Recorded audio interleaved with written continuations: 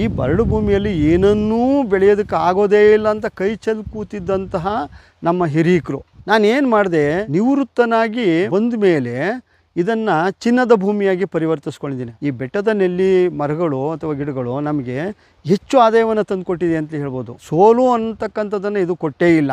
ಯಾಕೆಂದರೆ ಒಂದು ಮರದಿಂದ ಕನಿಷ್ಠ ಪಕ್ಷ ಅಂದರೆ ಸಾಧಾರಣ ಫಸಲಿದ್ದಾಗಲೂ ಸಹ 2,000-3,000 ರೂಪಾಯಿ ಆದಾಯ ಅಂತ ನಾನು ಹೇಳ್ತೀನಿ. ಅಂತಹ ಒಂದು ಬೆಳೆ, ಈ ಒಂದು ಬೆಳೆ ನನಗೆ ನೆಲ್ಲಿಕಾಯಿ ರಾಮನಂಜೆ ಅಂತಲೇ ಇಲ್ಲೆಲ್ಲ ಸುತ್ತಮುತ್ತ ನನ್ನ ಜೀವನದಲ್ಲಿ ಅತ್ಯಂತ ನೆಮ್ಮದಿಯನ್ನು, ಸಂತೋಷವನ್ನು ಕೊಟ್ಟಂತಹ ಒಂದು ಬೆಳೆ ಅಂತಂದರೆ ಈ ಬೆಟ್ಟದ ನೆಲ್ಲಿಕಾಯಿ ಬೆಳೆ. ನೋಡಿ, ಈ ವರ್ಷ ಎಲ್ಲ ಸಂಪೂರ್ಣ ಬರ, ಆದರೂ ಬರದಲ್ಲೂ ಬದುಕಿದೆ, ಇದು ಬರದಲ್ಲೂ ಫಸಲನ್ನು ಕೊಟ್ಟಿದೆ ಅಂತಂದರೆ ಭೂಮಿ ತಾಯಿಗೆ ಎಷ್ಟು ನಂಬಿಸಿದ್ರೂ ಸಾಲಲ್ಲ.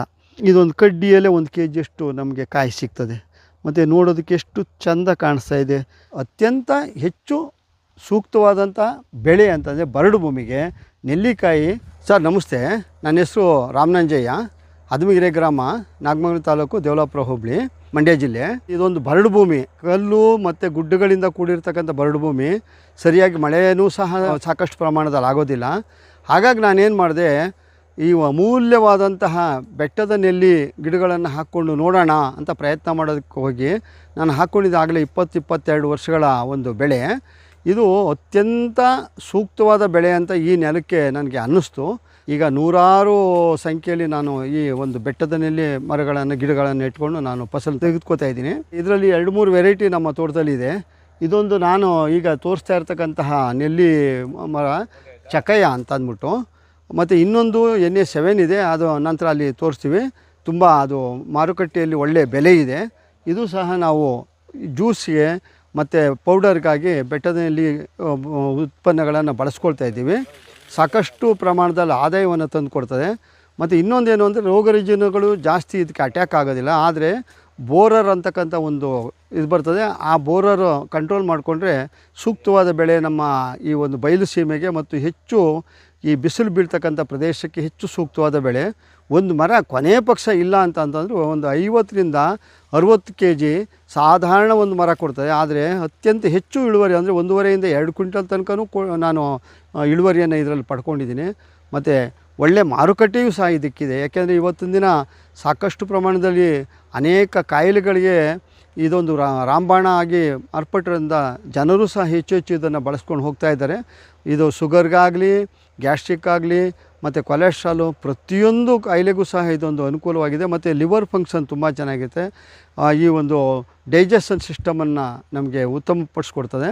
ಹಾಗಾಗಿ ಇದನ್ನು ಕಾಯಿಯ ರೂಪದಲ್ಲಿ ಬಳಸೋದ್ರ ಜೊತೆಗೆ ಪೌಡರ್ ರೂಪದಲ್ಲಿ, ಜ್ಯೂಸಿನ ರೂಪದಲ್ಲೆಲ್ಲ ಜನ ಬಳಸ್ತಾ ಇರೋದ್ರಿಂದ ನಾವು ಇದರಿಂದ ಉಪ ಉತ್ಪನ್ನಗಳನ್ನು ಈ ಮೌಲ್ಯವರ್ಧನೆ ಮಾಡಿ ಆ ಉಪ ಉತ್ಪನ್ನಗಳನ್ನು ಸಹ ನಾವು ಮಾಡ್ತಾ ಹೋಗ್ತಾಯಿದ್ದೀವಿ. ಇಲ್ಲಿ ನನ್ನ ತೋಟದಲ್ಲಿ ಈಗ ಸದ್ಯಕ್ಕೆ ಒಂದು 150-160 ಮರಗಳು ಈ ಮರಗಳಿವೆ. ಇದು ಸಾಧಾರಣ ಒಂದು ವರ್ಷದಲ್ಲಿ ಕೊನೆಯ ಪಕ್ಷ ಒಂದು 6-7 ತಿಂಗಳು ಫಸಲು ಕೊಡ್ತಾ ಇರ್ತದೆ.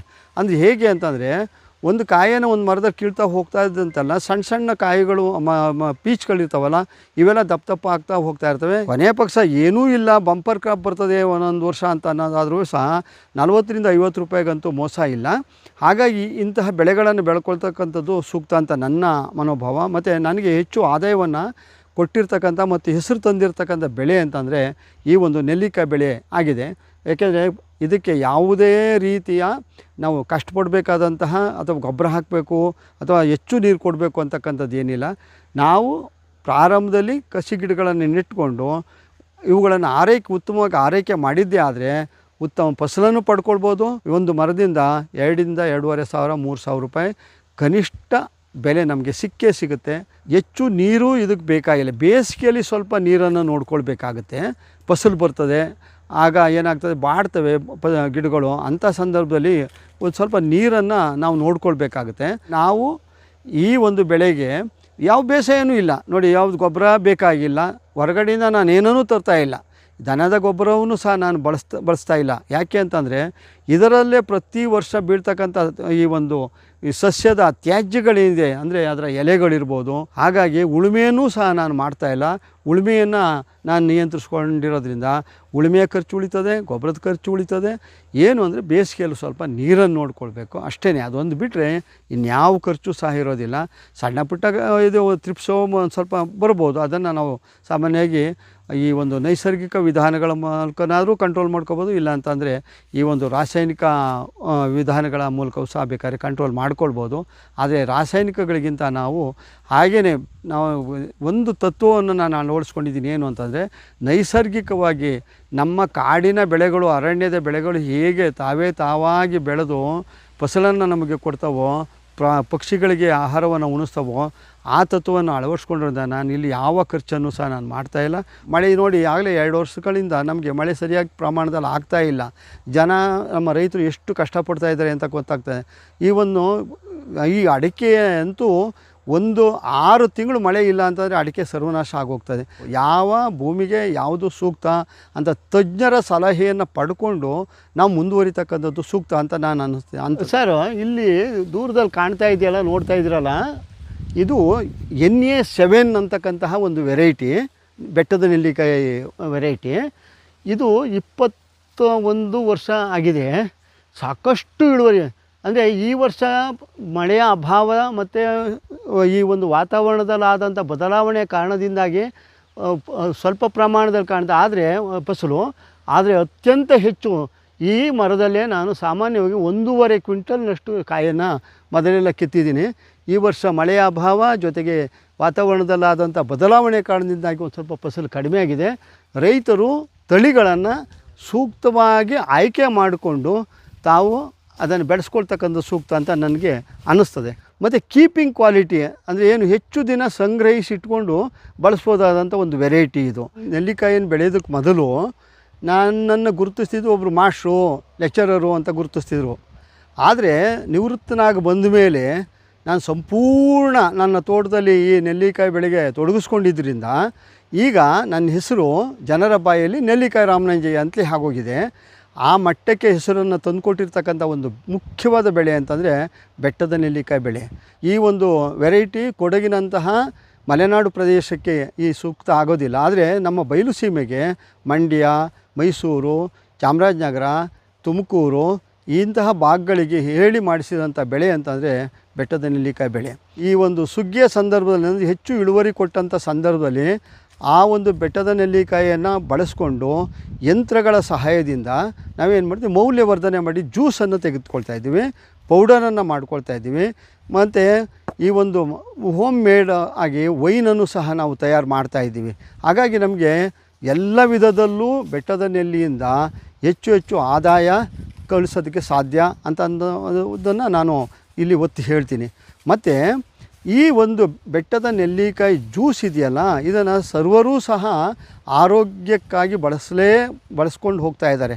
ಯಾಕೆ ಅಂದರೆ ಈಗಂತೂ ಕಾಯಿಲೆಗಳ ಆಗರ ನಮ್ಮ ಜೀವನ ಅಂತ ಹೇಳ್ಬೋದು. ನಮ್ಮದೇ ಆದಂಥ ಮಾರುಕಟ್ಟೆಯನ್ನು ಕಂಡುಕೊಂಡಿದ್ದೀವಿ. ಬೆಂಗಳೂರಿನಲ್ಲಿ, ಮೈಸೂರಲ್ಲಿ, ಮಂಡ್ಯದಲ್ಲಿ ಎಲ್ಲ ಕಡೆ ಹಾಪ್ಕಾಮ್ಸ್ಗಳಿಗೆ ಸಪ್ಲೈ ಕೊಡ್ತಾಯಿದ್ದೀವಿ.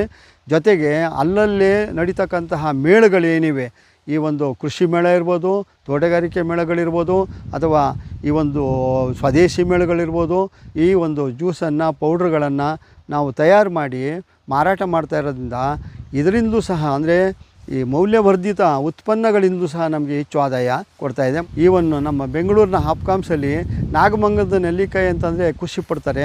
ಅಂತಹ ಒಂದು ಹೆಸರನ್ನು ಸಹ ಪಡ್ಕೊಂಡಿದ್ದೀವಿ.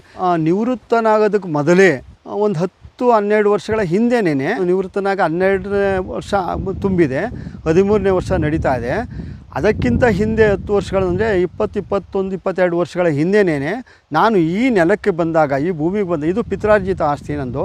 ತೋಟಗಾರಿಕೆ ಇಲಾಖೆಯಿಂದ ಅಂದರೆ ಸರ್ಕಾರದಿಂದ ನಮಗೆ ಉಚಿತವಾಗಿ ಗಿಡಗಳನ್ನು ಕೊಡ್ತಾಯಿದ್ರು, ಬೆಟ್ಟದ ನೆಲ್ಲಿ ಗಿಡಗಳನ್ನು.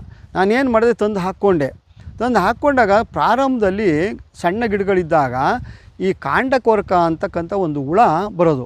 ಆ ಕಾಂಡವನ್ನು ಕೊರೆದುಬಿಟ್ಟು ಅದು ತಿಂದುಬಿಟ್ಟು ಏನು ಮಾಡೋದು, ಅದು ಕಾಂಡ ಬಿದ್ದೋಗ್ಬಿಡೋದು. ನಮಗೆ ತುಂಬ ದಿಗ್ಭ್ರಮೆ ಆಗ್ತಿತ್ತು. ಅದೊಂದು ಕಾಂಡ ಕೊರಕ ಒಂದು ಬಿಟ್ಟರೆ ಇನ್ಯಾವ ರೋಗ ಅಥವಾ ಕೀಟಗಳು ಇದಕ್ಕೆ ಬರೋದಿಲ್ಲ. ಅದನ್ನು ತಜ್ಞರ ಸಲಹೆ ಮೇರೆಗೆ ಎಲ್ಲಿ ಕೊರೆದಿರ್ತದೆ ಕಾಂಡವನ್ನು ಅಲ್ಲಿಗೆ ನಾನು ಪಾಯ್ಸನನ್ನು ಬಳಸ್ತಿರಲಿಲ್ಲ, ಸೀಮೆಎಣ್ಣೆ ಆದರೂ ಸಾಕು ಅಂತ ಹೇಳೋರು. ತೂತಿಗೆ ನಾವೇನು ಮಾಡ್ತೀವಿ, ಸೀಮೆಎಣ್ಣೆಯನ್ನು ಸುರಿದ್ಬಿಟ್ಟು ಅಂದರೆ ಈ ಒಂದು ಸಿರಿಂಜಿನಿಂದ ಅದನ್ನು ಪಂಪ್ ಮಾಡಿ ಆ ತೂತೊಳಗೆ ಆಮೇಲೆ ಅಂಟು ಮಣ್ಣನ್ನು ಆ ತೂತಿಗೆ ಮೆತ್ತು ಬಿಡ್ತಿದೆ, ಆ ಹುಳ ಸತ್ತೋಗೋದು.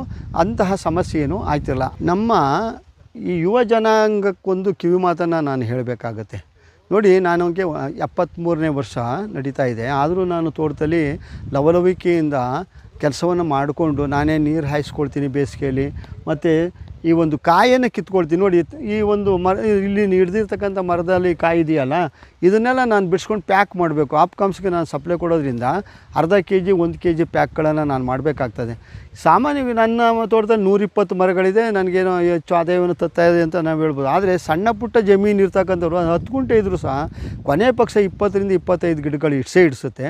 ಅವರು ಈ ಒಂದು ಉಪಕಸುಬಾಗಿ ಅಥವಾ ತಮ್ಮ ಆದಾಯವನ್ನಾಗಿ ಸಂಪೂರ್ಣವಾಗಿ ಇದನ್ನು ಬಳಸ್ಕೊಳ್ಬೋದು. ಯಾಕೆ ಅಂತಂದರೆ ಒಂದು ಮರ ಕನಿಷ್ಠ ಪಕ್ಷ 2,000 ಅಥವಾ 3,000 ನಮಗೆ ಆದಾಯವನ್ನು ಕೊಟ್ಟರೂ ಸಹ ಒಂದು 20 ಮರಗಳಿಂದ 23 60,000 ರೂಪಾಯಿ ಆದಾಯ ನಮಗೆ ಸಿಕ್ಕೇ ಸಿಗುತ್ತೆ. ಅಂದರೆ ಇದಕ್ಕೇನು ಖರ್ಚೇನಿಲ್ಲ. ಮಾರ್ಕೆಟ್ಗೆ ಕೊಟ್ಟರು ಸಹ ಕೊನೆ ಪಕ್ಷ 40ರಿಂದ 50 ರೂಪಾಯಿ ಇದೆ.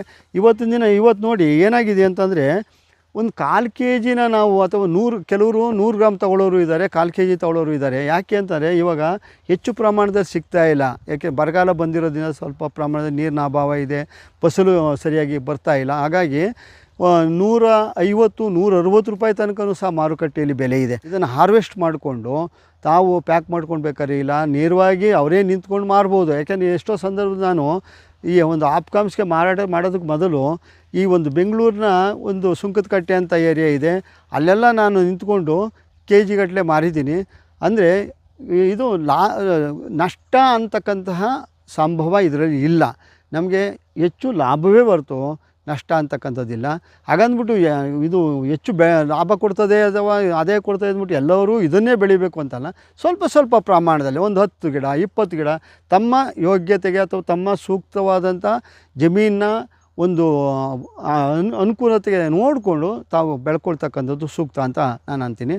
ಅಂದರೆ ಒಂದೇ ಬೆಳೆಯನ್ನು ಅವಲಂಬಿಸ್ಕೊಳ್ಳೋದ್ರ ಬದಲು ನಿಮ್ಮ ಅನುಕೂಲಕ್ಕೆ ತಕ್ಕಂತೆ ಇದನ್ನು ಬೆಳ್ಕೊಂಡ್ರೆ ಸೂಕ್ತ ಅಂತ ನನ್ನ ಒಂದು ಅನುಭವವನ್ನು ತಮ್ಮಲ್ಲಿ ಹಂಚ್ಕೊಳ್ಳೋದಕ್ಕೆ ಬಯಸ್ತೀನಿ ಸರ್. ಈ ಮೊರಬ್ಬ ಅಂತ ಮಾಡ್ತಾರೆ, ಅಂದರೆ ಜೇನುತುಪ್ಪದಲ್ಲಿ ಇದನ್ನು ನಾವು ಅದನ್ನು ಮೊರಬ್ಬ ಅಂತ ನಾವು ಮಾಡ್ಬೋದು. ಹಾಗೆಯೇ ಕ್ಯಾಂಡಿ ಮಾಡ್ಬೋದು. ಮತ್ತು ಸುಪಾರಿ ಅಂತ ಬರ್ತಾಯಿದೆ, ನೆಲ್ಲಿಕಾಯಿ ಸುಪಾರಿಗೆ ಹೆಚ್ಚು ಬೇಡಿಕೆ ಇದೆ. ಯಾಕೆಂದರೆ ಗ್ಯಾಸ್ಟ್ರಿಕ್ನವರು ಕೊಲೆಸ್ಟ್ರಾಲ್ ಇರ್ತಕ್ಕಂಥವ್ರು ಇದನ್ನು ಸಹ ಬಳಸ್ತಾರೆ. ಬಟ್ ಡೈಜೆಷನ್ಗೆ ತುಂಬ ಒಳ್ಳೆಯದು, ಲಿವರ್ ಫಂಕ್ಷನ್ಗೆ ಈ ಒಂದು ಸುಪಾರಿ ತುಂಬ ಒಳ್ಳೆಯದಾಗ್ತದೆ. ಒಟ್ಟಾರೆ ನೆಲ್ಲಿಕಾಯಿಯಿಂದ ಎಲ್ಲ ಆರೋಗ್ಯದ ಗುಣಗಳು ಇದರಲ್ಲಿ ಇರೋದ್ರಿಂದ ನಾನಾ ರೀತಿಯ ನಮ್ಗೆ ಅನುಕೂಲಕ್ಕೆ ತಕ್ಕಂತೆ ಮಸಾಲೆ ಪದಾರ್ಥಗಳನ್ನು ಬಳಸ್ಕೊಂಡು ಬೇಕಾದ್ರೆ ಈಗ ಕೆಲವರು ಡೈಲಿ ಬೆಳಿಗ್ಗೆ 1-2 ನೆಲ್ಲಿಕಾಯನ್ನು ಹೆಚ್ಚಿ ಅದಕ್ಕೆ ಪುದೀನ ಸೊಪ್ಪು, ಈ ಸಾಂಬಾರು ಸೊಪ್ಪು, ಹಾಗೆಯೇ ಒಂದು ಮೆಣಸು, ಜೀರಿಗೆ ಇಂಥವುಗಳನ್ನೆಲ್ಲ ಬಳಸ್ಕೊಂಡು ಜ್ಯೂಸ್ ಮಾಡ್ಕೊಂಡು ಕುಡಿತಕ್ಕಂಥದ್ದು ಅಭ್ಯಾಸ ಮಾಡ್ಕೊಂಡಿದ್ದಾರೆ. ಅಂದರೆ ಅಷ್ಟು ಆರೋಗ್ಯವನ್ನು ಕಾಪಾಡ್ಕೊಳ್ತಕ್ಕಂತಹ ಒಂದು ಪ್ರಜ್ಞೆ ನಮ್ಮ ಜನರಲ್ಲಿ ಇವತ್ತು ಬೆಳೆದಿದೆ.